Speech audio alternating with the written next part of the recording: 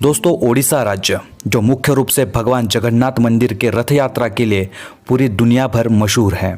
जहां हर साल देश विदेश से लाखों श्रद्धालु दर्शन के लिए जगन्नाथ मंदिर आते हैं और इसी रथ यात्रा को पूरे देश में एक त्योहार की तरह मनाया जाता है। लेकिन बहुत से लोगों को यह बात पता ही नहीं कि इस मंदिर के रथ यात्रा को शुरू करने वाले दूसरे तीसरे कोई नहीं बल्कि नागपुर के राजघराने के संस्थापक महाराज रघुजीराजे भोसले थे। जी हाँ दोस्तों,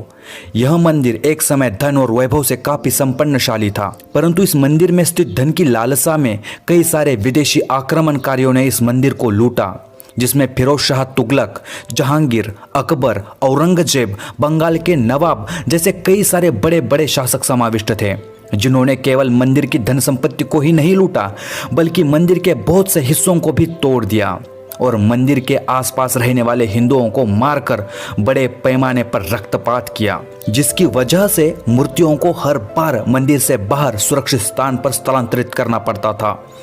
ऐसे अनेकों कारणों की वजह से भगवान जगन्नाथ की वह सुप्रसिद्ध रथ यात्रा बंद पड़ गई थी। ओडिशा में मराठों का शासन। मराठों ने हिंदुस्तान से मुगल सल्तनत को उखाड़कर सफलतापूर्वक मराठा साम्राज्य के पवित्र भगवे ध्वज को पूरे हिंदुस्तान भर फैला दिया था, जिसमें नागपुर के रघुजीराजे भोसले का भी बहुत बड़ा योगदान था। इन्हीं के नेतृत्व में मराठों ने बंगाल पर जीत हासिल करके ओडिशा जैसा पवित्र राज्य नवाब अलवर्दी खान के कैद से मुक्त कर दिया था और ओडिशा राज्य को मराठा साम्राज्य में शामिल कर दिया था, जिसके बाद मराठों ने ओडिशा राज्य पर स्वतंत्र राज्य करना शुरू कर दिया, जिसमें ओडिशा राज्य के लगभग 30 जिले शामिल थे। बाद में जब रघुजीराजे भोसले ओडिशा के जगन्नाथ मंदिर के पास पहुंचे तो मंदिर की वह बहुत ही बड़ी दुर्दशा उन्होंने देखी। उन्होंने तुरंत ही हजारों एकड़ जमीन मंदिर को दान में देकर मंदिर का फिर से जीर्णोद्धार किया, पूजा अर्चना के साथ साथ मंदिर में फिर से मूर्तियों को स्थापित किया और रुकी हुई जगन्नाथ मंदिर की रथ यात्रा को पुनः शुरू करने का आदेश दिया। और इतने पर ही वो रुके नहीं, उन्होंने जगन्नाथ मंदिर का बहुत सारा विकास किया, जैसे कि उन्होंने उस समय 40 लाख रुपए इतनी बड़ी धनराशि देकर मंदिर के परिसर में भोग मंडप का निर्माण करवाया, मंदिर के मठ को दानपत्र प्रदान किए, यात्रियों को रहने के लिए मठ का निर्माण भी करवाया और साथ ही साथ लगभग 22 धर्मशालाओं का भी निर्माण करवाया।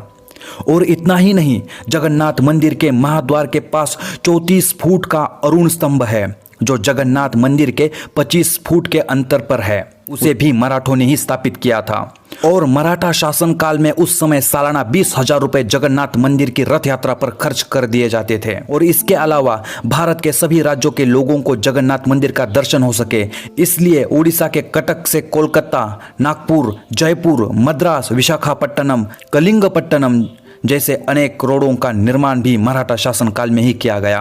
और आवश्यकता अनुसार उस रोड पर पुलों का निर्माण भी करवाया गया। जब हम पुरी शहर में प्रवेश करते हैं तो ऐसा ही हमें 280 फुट का पुल देखने को मिलता है, जिसे 18 नाल पुल कहते हैं, जो आज भी मराठों के वैभव की साक्ष्य देता है। ऐसे ही बहुत प्रयासों के बाद मराठा शासन काल में इस मंदिर का वैभव फिर से लौट आया था। और यहाँ ध्यान देने वाली बात यह है कि मराठा शासन काल में ओडिशा से मुस्लिम शासकों का केवल अंत ही नहीं हुआ बल्कि बाहरी आक्रमणकारियों से भी मंदिर को हमेशा के लिए मुक्त कर दिया। तब से आज तक इस मंदिर की रथ यात्रा बिना किसी रुकावट के हर साल एक नए उत्साह के साथ मनाई जाती है। जगन्नाथ मंदिर की इस रथ यात्रा को भारत के हर कोने कोने तक पहुंचाने का श्रेय नागपुर के भोसले राजवंश को ही दिया जाता है और इसी कारण जगन्नाथ मंदिर के रथ यात्रा के दिन विशेष तौर पर नागपुर के भोसले वंश को विशेष निमंत्रित किया जाता है।